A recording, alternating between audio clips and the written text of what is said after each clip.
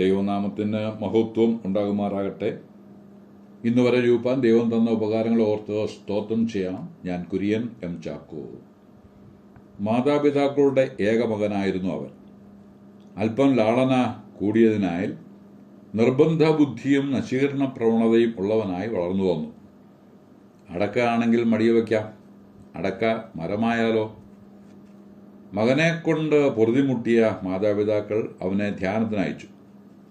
ധ്യാന സമയത്ത് അവൻ ലക്കും ലഗാനുമില്ലാതെ ഗുരുവിനെ അധിക്ഷേപിച്ചു. ധ്യാനത്തിനിരുന്നവർ അവനു നേരെ തിരിഞ്ഞപ്പോൾ ഗുരു അവരെ ശാന്തരാക്കി. എല്ലാവരോടുമായി അദ്ദേഹം ചോദിച്ചു, എനിക്ക് ഒരാൾ ഒരു സമ്മാനപ്പൊതി വെച്ച് നീട്ടിയാൽ ഞാനത് സ്വീകരിക്കുന്നില്ല എങ്കിൽ എന്ത് സംഭവിക്കും? ആ പൊതി കൊണ്ടുവന്ന ആളിൻ്റെ കയ്യിൽ തന്നെ അതിരിക്കും. ജനം മറുപടി പറഞ്ഞു. ഇപ്പോൾ അതുതന്നെയാണ് ഇവിടെയും സംഭവിച്ചിരിക്കുന്നത്. അഴുക്കിൻ്റെയും അസൂയയുടെയും കോപത്തിൻ്റെയും പൊതിയഴിച്ച് ദുർഗന്ധം ശ്വസിക്കേണ്ടതിൻ്റെ ആവശ്യം നമുക്കില്ല. അത് കൊണ്ടുവന്ന ആളുടെ കയ്യിൽ തന്നെ ഇരിക്കട്ടെ, ഗുരു പറഞ്ഞു നിർത്തി. സ്വന്തം വികാരങ്ങളെ അടക്കുവാൻ അല്ലെങ്കിൽ അവയെ ജയിക്കുവാൻ കഴിയുന്നവനാണ് ഏറ്റവും ശക്തനായ മനുഷ്യൻ എന്ന് പറഞ്ഞ് കേട്ടിട്ടുണ്ട്. ഒരാൾ എന്തിനാണ് മറ്റുള്ളവരെ അവമാനിക്കുന്നത്? ഉള്ളിൽ അരക്ഷിതാവസ്ഥയുള്ളവർ മാത്രമേ മറ്റുള്ളവരെ അവമാനിക്കൂ. അപരന്റെ ജീവിതത്തെ താഴ്ത്തിക്കെട്ടി മിടുക്കരാകാൻ ശ്രമിക്കുന്ന പരാജിതന്റെ ലക്ഷണമാണ് കാണിക്കുന്നത്. ഉള്ളിൽ സന്തോഷവും സമാധാനവും നിറഞ്ഞവർ അത് മാത്രമേ പുറത്തേക്ക് വമ്പിക്കൂ. ബൈബിൾ പഠിപ്പിക്കുന്നു, ഉള്ളിൽ നിറഞ്ഞ് കവിയുന്നതാണ് വായ് സംസാരിക്കുന്നതെന്ന്. ഒരാളുടെ സംസാരം കേൾക്കുമ്പോൾ അറിയാം ഉള്ളിൽ എന്താണ് നിറഞ്ഞിരിക്കുന്നതെന്ന്. നാം നടന്നു പോകുമ്പോൾ റോഡിൽ കെട്ടിക്കിടക്കുന്ന വെള്ളത്തിൽ ചവിട്ടി ചേറ് തെറിപ്പിക്കുന്ന കുട്ടികളെ കണ്ടിട്ടില്ലേ? ആ കുട്ടിയുടെ ദേഹത്ത് ചേറ് തെറിപ്പിക്കുവാനായി നാം ആരെങ്കിലും ചെളിവെള്ളത്തിൽ ഇറങ്ങുമോ? ഇല്ല. ആ വെള്ളക്കെട്ടിൽ നിന്ന് അകന്നു മാറി പോയി ചേറ് പുരളാതെ വേഗത്തിൽ അവിടെ നിന്ന് ഓടിമറയും. അതാണ് വേണ്ടത്. ശത്രു ആഗ്രഹിക്കുന്നത് നിങ്ങളുടെ ക്ഷോഭവും ഈർഷ്യവുമാണ്. അതിന് ഇട കൊടുക്കരുത്. നമ്മുടെ നേരെ വരുന്ന ശരം നമ്മെ മുറിപ്പെടുത്തിയാൽ മാത്രമേ നമുക്ക് വേദനയുണ്ടാകൂ. ഇങ്ങനെയുള്ള വേളകളിൽ കടലിലൂടെ പോകുന്ന കപ്പലുകളെ ഓർക്കണം. കപ്പലിന് ചുറ്റും എന്തുമാത്രം വെള്ളമാണുള്ളത്. ഓരോ തിരയും ഉള്ളിലേക്ക് കയറുവാൻ കൂടെ കൂടെ മുട്ടിക്കൊണ്ടിരിക്കും. അത് അനുവദിച്ചാൽ കപ്പൽ മുങ്ങും. നിങ്ങളുടെ കപ്പലിൻ്റെ കപ്പിത്താൻ നിങ്ങളാണ്. അതിൽ ആരൊക്കെ കയറണം, ആരൊക്കെ അരുത് എന്ന് തീരുമാനിക്കേണ്ടത് കപ്പിത്താനായ നിങ്ങളാണ്. നിങ്ങളുടെ തീരുമാനത്തെ ആശ്രയിച്ചിരിക്കും കപ്പലിൻ്റെ സുഗമമായ യാത്ര. രണ്ടാമതായി, നിങ്ങളുടെ യാത്രയിൽ ശ്രദ്ധിക്കേണ്ട കാര്യം എന്തെന്നാൽ നിങ്ങളെ അപമാനിക്കാൻ ശ്രമിക്കുന്നവരോട് തർക്കിക്കാൻ പോകരുത്. ബർനാഡ് ഷാ പറഞ്ഞതായി വായിച്ചിട്ടുള്ളത്, പന്നിയുമായി നിങ്ങൾ ഗുസ്തിക്ക് ഒരുങ്ങരുത് എന്നാണ്. അങ്ങനെ ഒരുങ്ങിയാൽ രണ്ടു പേരുടെയും ദേഹത്ത് ചെളിപുരളും. പന്നി അത് ആസ്വദിക്കും, നിങ്ങൾക്കോ അതുകൊണ്ട് അവമാനവും വരും. നിങ്ങളുമായി തർക്കത്തിൽ ഏർപ്പെടാൻ ആഗ്രഹിക്കുന്നവർ ഒരു ശണ്ടയോ ബഹളമോ ആണ് ആഗ്രഹിക്കുന്നത്. അതിനുള്ള അവസരം കൊടുക്കരുത്. തിമോത്തിയോസിന് എഴുതിയ 2-ാം ലേഖനം 2:14 തീത്തോസ് 3:9 ആയി പറഞ്ഞിരിക്കുന്ന കാര്യം വളരെ ശ്രദ്ധാർഹമാണ്. നിഷ്പ്രയോജനങ്ങളായ തർക്കം, വംശാവലി സംബന്ധമായ കലഹം, ന്യായപ്രമാണത്തെക്കുറിച്ചുള്ള വാദം ഇവ ഒഴിഞ്ഞു നിൽക്കുക. കൂടാതെ കേൾക്കുന്നവരെ മറിച്ചു കളയുന്നതിനല്ലാതെ ഒന്നിനും കൊള്ളാത്ത വാഗ്വാദം ചെയ്യാതിരിക്കണമെന്ന് കർത്താവിൻ്റെ നാമത്തിൽ പൗലോസ് ഓർപ്പിക്കുന്നുമുണ്ട്. ഈ പ്രബോധനം സ്വീകരിക്കുന്നത് ബുദ്ധിയുടെ ലക്ഷണമാണ്. നമ്മെ വേദനിപ്പിക്കുന്നവരുടെ കൂട്ടത്തിൽ സുഹൃത്തുക്കളുണ്ടാകും, നാട്ടുകാരും വീട്ടുകാരും ഉണ്ടാകാം. ഓരോ വേളയിൽ ആ സംഭവിച്ചതായിരിക്കുന്ന സംഭവങ്ങളെ മനസ്സിൽ വച്ച് പക വീട്ടുവാൻ തുനിയരുത്. എല്ലാ വ്യക്തികൾക്കും നല്ലതും തീയതുമായ സമയമുണ്ടാകും. എല്ലാറ്റിനും ഒരു സമയമുണ്ട് എന്നാണല്ലോ വചനവും പറയുന്നത്.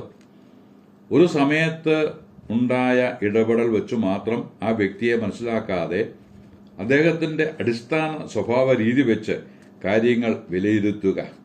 അങ്ങനെയേ ആകാവൂ. ഉദാഹരണമായി പറഞ്ഞാൽ നമ്മുടെ പത്രോസ് അപ്പച്ചൻ തന്നെ.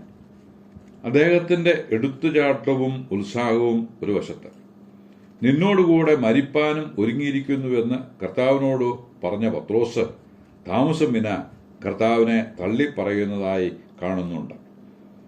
അങ്ങനെയുള്ള പത്രോസിനെ കൈവിടാതെ യഥാസ്ഥാനപ്പെടുത്തി പ്രയോജനപ്പെടുത്തിയ കർത്താവാണ് നമുക്കുള്ളത്. ഒരു സമയത്തെ ഇടപെടലോ സംസാരമോ വെച്ച് വിധിയെഴുതിയെങ്കിൽ നമ്മിൽ ആരെങ്കിലും വിശ്വാസത്തിലോ ഭൂമിയിലോ തന്നെ ഉണ്ടാകുമായിരുന്നോ? സാത്താൻ നമ്മെ പാറ്റിക്കളയുവാൻ ചോദിക്കുമ്പോഴും കൈവിടാതെ നമ്മെ ഓർത്ത് പക്ഷപാതം കഴിക്കുന്ന കർത്താവിനായി സ്തോത്രം. അഭ്യസ്തവിദ്യനായ ഒരു യുവാവിനെ കുറിച്ച് കേൾക്കാനിടയായി. കമ്പനിയിൽ ജോലിക്ക് ചെന്ന നാൾ മുതൽ അസിസ്റ്റന്റ് മാനേജർക്ക് ഈ യുവാവിനെ ഇഷ്ടമല്ല.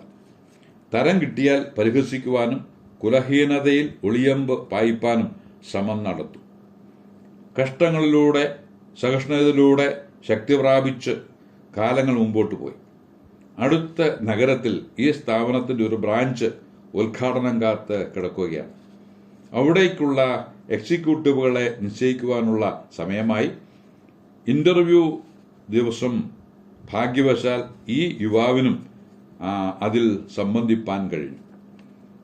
ആ യുവാവിൻ്റെ ക്ഷമയും സഹനവും ജോലിയിലുള്ള ആത്മാർത്ഥതയും കൃത്യനിഷ്ഠതയും ചില വർഷങ്ങളിലെ എക്സ്പീരിയൻസും വിലയിരുത്തി ആ സ്ഥാപനത്തിൻ്റെ മാനേജർ പോസ്റ്റിലേക്ക് ഈ യുവാവിനെ നിയമിച്ചു.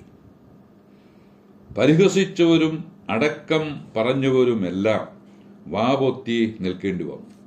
ഈ സമയത്ത് ഫിലിപ്പിയ ലേഖനം 2-ാം അധ്യായം 5 മുതൽ 11 വരെയുള്ള വാക്യങ്ങൾ വായിക്കട്ടെ. ക്രിസ്തുയേശുവിലുള്ള ഭാവം തന്നെ നിങ്ങളിലും ഉണ്ടായിരിക്കട്ടെ. അവിടുന്ന് ദൈവരൂപത്തിലിരിക്കെ ദൈവത്തോടുള്ള സമത്വം മുറുകെ പിടിച്ചുകൊള്ളണം എന്ന് വിചാരിക്കാതെ ദാസരൂപമെടുത്തു. മനുഷ്യ സാദൃശ്യത്തിലായി തന്നെത്താൻ ഒഴിച്ചു. വേഷത്തിൽ മനുഷ്യനായി വിളങ്ങി തന്നെത്താൻ താഴ്ത്തി മരണത്തോളം, ക്രൂശിലെ മരണത്തോളം തന്നെ അനുസരണമുള്ളവനായി തീർന്നു. അതുകൊണ്ട് ദൈവവും കർത്താവിനെ ഏറ്റവും ഉയർത്തി സകല നാമത്തിനും മേലായ നാമം നൽകി. അങ്ങനെ യേശുവിൻ്റെ നാമത്തിങ്കൽ സ്വർലോകരുടെയും ഭൂലോകരുടെയും അധോലോകരുടെയും മുഴങ്കാൽ ഒക്കെയും മടങ്ങുകയും എല്ലാ നാവും യേശുക്രിസ്തു കർത്താവ് എന്ന് പിതാവായ ദൈവത്തിൻ്റെ മഹത്വത്തിനായി ഏറ്റുപറയുകയും ചെയ്യേണ്ടി വരും. ഭാരതത്തിലെ മഹാന്മാരായി അറിയപ്പെട്ടവരെല്ലാം അപമാനം സഹിച്ചിട്ടുള്ളവരാണ്. ഗാന്ധിജി ഷൂസിട്ട കാലിനാൽ ചവിട്ടേറ്റിട്ടുണ്ട്. അംബേദ്കർ ക്ലാസ്സിൽ നിന്ന് പുറത്താക്കപ്പെട്ടിട്ടുണ്ട്. അങ്ങനെ അനവധി ആളുകൾ. അവരാരും അവിടം കൊണ്ട് അവസാനിച്ചില്ല. ആ അപമാനം അവരെ വളർത്തി. ആരെങ്കിലും നിങ്ങളെ ചവിട്ടിത്താഴ്ത്താൻ ശ്രമിക്കുന്നുവെങ്കിൽ ധൈര്യപ്പെടുക. വിത്ത് മണ്ണിൽ മൂടി എങ്കിലേ കിളിർക്കൂ. സാവധാനം കിളിർത്ത് പല മേനയിലായി ഫലം പുറപ്പെടുവിക്കും. കർത്താവായ യേശു ഒരിക്കൽ പറഞ്ഞു, നിങ്ങൾ തിരിഞ്ഞ് ശിശുക്കളെ പോലെ ആകുന്നില്ല എങ്കിൽ സ്വർഗരാജ്യത്തിൽ പ്രവേശിക്കുകയില്ല എന്ന്. കുട്ടികളിൽ നിന്ന് പലതും പഠിക്കുവാനായിട്ടുണ്ട്. എങ്കിലും ഇവിടെ ഒരു കാര്യം മാത്രം ഓർപ്പിക്കുന്നു. അവർ ക്ഷമിക്കുകയോ സഹിക്കുകയോ അല്ല ചെയ്യുന്നത്, മറക്കുന്നു, വിട്ടുകളയുന്നു. അതുകൊണ്ടാണ് വേദനിപ്പിക്കുന്നവരുടെ മടിയിൽ കയറി ഇരുന്ന് അവരെ ചിരിച്ചു കാണിക്കുവാനായിട്ട് അവർ ഇഷ്ടപ്പെടുന്നത്. അടുത്ത നിമിഷത്തിൽ തല്ലിയ പപ്പയുടെ അല്ലെങ്കിൽ മമ്മിയുടെ മടിയിൽ കയറിയിരുന്ന് കളിയിൽ ഏർപ്പെടുകയും ചെയ്യും. പലതിനെയും മുറുകെ പിടിച്ച് ചകിതരാകാതെ വിട്ടുകളയുക. അങ്ങനെയെങ്കിൽ പിരിമുറുക്കവും അഥവാ ടെൻഷനും ഇല്ലാത്തവരായി ജീവിക്കാൻ കഴിയും. നമ്മുടെ ജീവിതം വളരെ ചെറുതാണ്. ഈ ജീവിതത്തിൽ മറ്റുള്ളവർ നമ്മെക്കുറിച്ച് എന്തു ചിന്തിക്കുന്നു എന്ന് ആലോചിച്ചും അന്വേഷിച്ചും സമയം കളയരുത്. ആരെങ്കിലും നിങ്ങളെ പൂജ്യമായി കണ്ടാൽ ആ പൂജ്യത്തിന് ഇടതുവശം ചേർന്ന് ഒരു 1 10 തീരുവാൻ ശ്രമിച്ച് വിലയുള്ളവനായി തീരണം. കല്ലെറിയുന്നവരോട് നന്ദി പറയുക. ആ കല്ലുകൾ കൊണ്ട് വിജയത്തിൻ്റെ ചവിട്ടുപടികൾ പണിയുവാൻ കഴിയണം. ആ കല്ലെടുത്ത് തിരിച്ചറിയുവാനായിട്ട് ശ്രമിക്കരുത്. അങ്ങനെ കല്ലുകൾ നഷ്ടമാക്കുകയും അരുത്. ചീത്ത കേൾക്കുമ്പോൾ സങ്കടപ്പെടുവാനും പൂഴ്ത്തി പറയുമ്പോൾ സന്തോഷിക്കുവാനും മാത്രം ബലഹീനർ ആകാതെ ഇരിക്കണം. നമ്മുടെ മനസ്സാന്നിധ്യവും സന്തോഷവും നമ്മുടെ ഉള്ളിൽ പകർന്നിരിക്കുന്ന പരിശുദ്ധാത്മാവിൽ നിന്ന് ആകട്ടെ. അങ്ങനെ സംഭവിക്കട്ടെ എന്ന് ആശംസിച്ച് വാക്കുകൾക്ക് പൂർണ്ണവിരാമം കുറിക്കുന്നു. ദൈവനാമം മഹത്വപ്പെടുമാറാകട്ടെ.